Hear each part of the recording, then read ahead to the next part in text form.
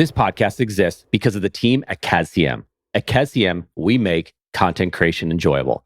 We are on a mission to help leaders create content that will improve lives, content to be proud of, content that fosters community.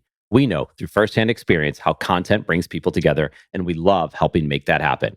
We produce podcasts, short form videos, blog posts, and other written works, while also providing support in website development, social media management, and strategic planning. And we would be excited to help you. Visit CASCM.com to learn more, or feel free to connect with me on LinkedIn or Twitter. There's virtual assistants, and then there's like podcast people that are like, hey, you'll hire this company and they'll go get me on 10 podcasts a month. Yeah, I mean, they're everywhere. Oh, I know. And we're getting hit on constantly. And I found some diamonds in the rough, and people are like, wow, these are great connections and people we stayed in touch with. But most often, though, it's like, here's my client and here's all the stuff that they've done. And sometimes it's really good. It's not to say it's not. Yeah. But it's top 40 under 40. A lot of the stuff was pay to play, right? It was like a game. And then I go do a search on them, and they've been on every bogus podcast that's out there. Not everyone has a podcast, which I can talk about that. But like everyone that's ever had a podcast has already featured this person. It's like, and they're all saying the same thing. Like, how boring is this? Yeah.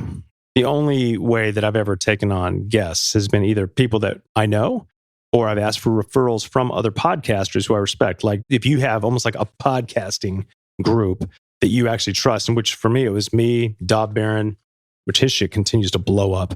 Oh, there's like 2 or 3 other folks that had just massive followings. We just would recycle guests, and we would just send them to each other like, hey, I got somebody for you, and you go talk on this. And it's like that right there. It meant that I didn't have to do any work to figure out if this person was full of shit. Like if it was a referral from Dov, it was like, But there is something to say, like, hey, if I wanted to hire, not me, but if someone wanted to hire somebody to go get them on podcast, I understand the possible value in that, except that there's so many of them. And really, like, for example, we reached out to someone recently. They wanted to be on the podcast, but their whole thing was they've been featured in Forbes. They've been on Harvard Business Review. They've written all of these books. They're on Twitter. They have a following. Hold on, you said they're on Twitter? Twitter. What the fuck? Wow.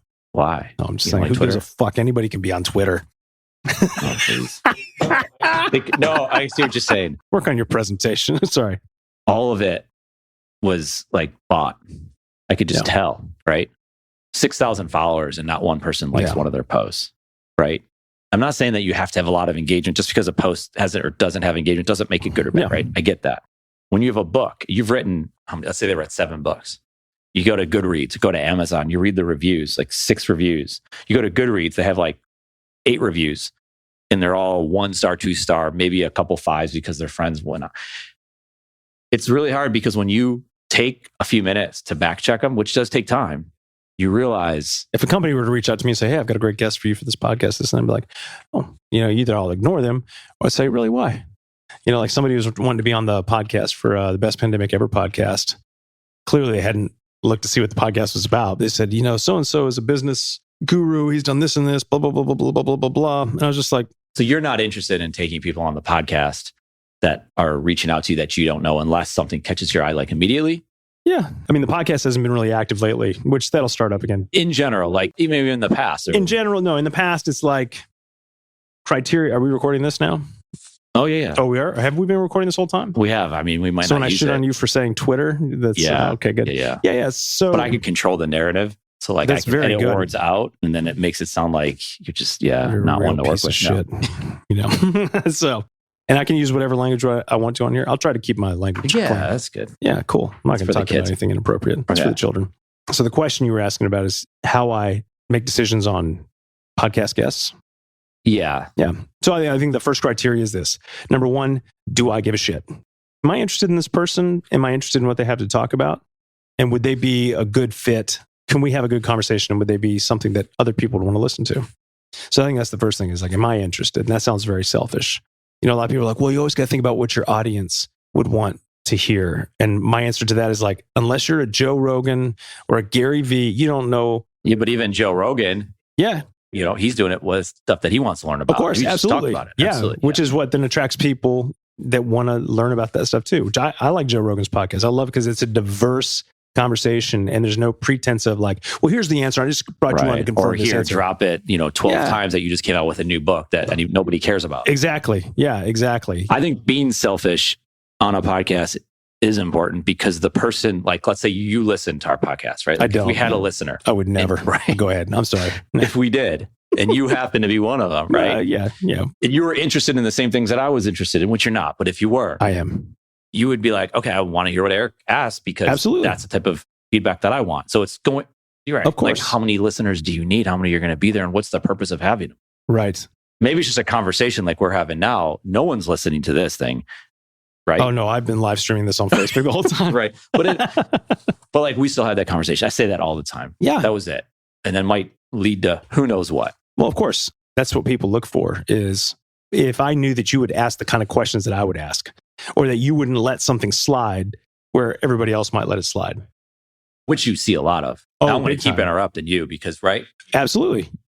In this conversation, because You can interrupt me all day long. I know, because this is my show, not yours. Definitely. Whatever. I respect But that. It is, what were you just saying? I'm sorry. Yeah. You felt like you had a real zinger. Didn't you? No, I didn't have a So zinger. podcast rule number 2 is if your guest can't actually throw zingers out there. No, it's not a zinger. Okay. It's a thought. So sometimes you have to like take I don't time. even know what a zinger is. So Yeah. Well, you like, this is interesting where Lex Friedman, you ever listen to his podcast? So you had Elon Musk on. Yeah. They did this whole thing. And I was listening to it like the day it came out randomly. I was like, oh, that's interesting. I want to listen to what he has to say because it was like brand new. And if you don't listen to him then, the stuff can, be antiquated 3 weeks later. For sure. So he was asking questions like, when are we going to get to Mars? And it would be like, pause for 25 seconds. No words were spoken. That was awesome. Yeah.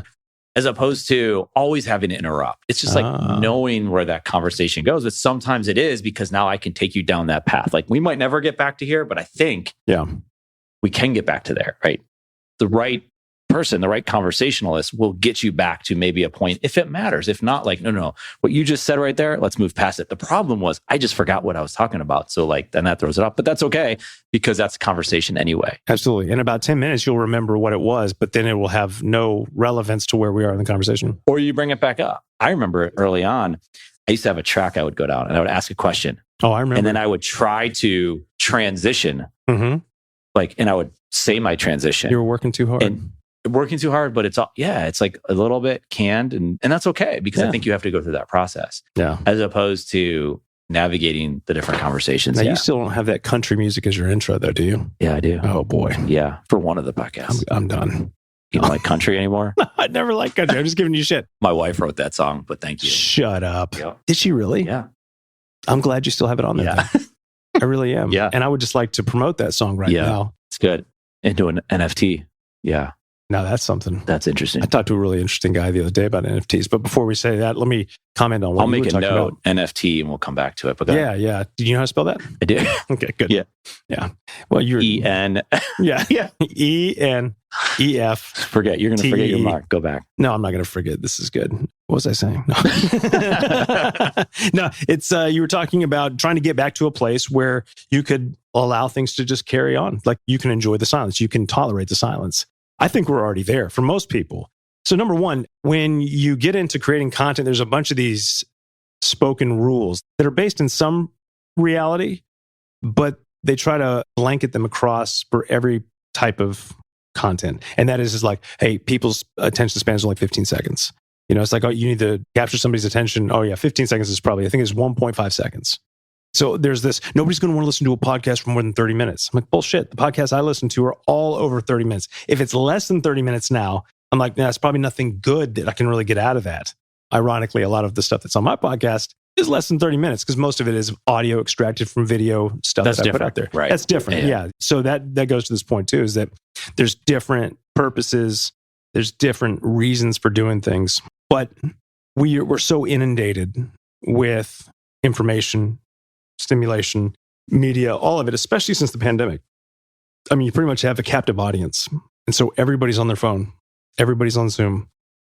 And it gets to a point where this constant feed of information in short little snippets, it drives you insane.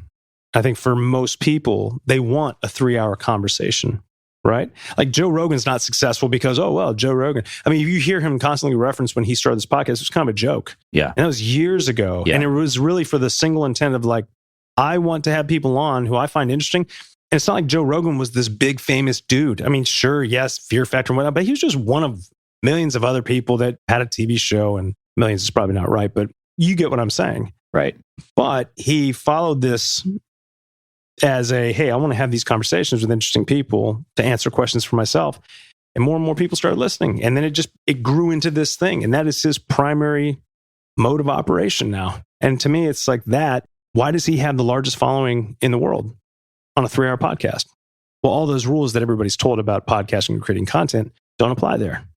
I think simplifying and coming back and saying, like what you asked me in the beginning is, about criteria for a podcast guest. That's why I've defaulted to, well, if I want to talk to them, that's number one. If I don't want to talk to them, I'm not going to have them on a podcast. Because really all they're doing is asking for me to publicize them and push out their stuff for free. And I'm like, no, man or woman or whatever, not going to happen. It's like, if I don't give a shit about your stuff, like what? No, like podcast should be a time for us to have a conversation. Let's connect. And if we can't do that, hire a marketing company. Then, hire a marketing company. Yeah, like if it's the Best Pandemic Ever podcast with me and Paul Tulin, like we have people on there we want to talk to. Just plugged your own podcast. You like that, nice. didn't you? Yeah. Didn't you? That's yeah. Fair. You it can was do good. Yeah, absolutely. And it's a great podcast, by the way. On Apple, on Spotify. On Google Play. Ooh, Google Play. That's not a thing anymore. Yeah, we're on OnlyFans too. No, just kidding. We're Google not on podcast. It's called now. Yeah, that's right. Yeah, it's all video, but it's whatever. Okay. So the point is that, but like on that, if somebody who's a business leader that we like and we want to have them come on, there's never a like, hey, can we get on here and promote your book? I mean, maybe at the end we're like, hey, look, why don't you tell people how they can connect with you? And that's that's a courtesy. Yeah, absolutely. And we're organically incentivized. Yeah. Like that, organically incentivized. I just made that shit up clearly. Organically incentivized, but the sentiment is there, meaning that I want to genuinely. Yeah, authentic. I would say that I'm not really incentivized. I'm compelled. Yeah. I'm organically compelled. Yeah, Let's go with organic. Yeah, I want to. I want to do it. I'm like, I like this person. Yeah. And I really want to help them. Yeah. Yeah. I mean, this isn't rocket science, but these are some of the things that I've just learned over time of creating massive amounts of content. Yeah. I think when you talk about attention span, I find it funny because so my kids were staying with my parents. We're down in South Carolina. They're staying with them. And they're like two of our listeners, my mom and dad, right? Right. Yeah. Of only listeners. But they're binge watching Arrested Development. And so they come back and they watch 2 episodes. And apparently, and my parents probably hear this for the first time, right? They were like, that's it. Right, we're done. And my kids were like, what do you mean we're done? Like, we're binge watching. Mm-hmm. Like, binging doesn't mean 2 episodes. Binging means like 6 to 15 episodes. Who knows? Seasons. Seasons, right? In case you haven't noticed, we love podcasts. In fact, we love building podcasts, everything from development to production. Because of all that, we're building a one-of-a-kind podcast network. If you have a podcast or looking to launch a new podcast, then we should talk. You can message me on Twitter at Eric_Kaz. Or hit us up any way that works for you. Let's talk about your podcast joining this one-of-a-kind podcast network.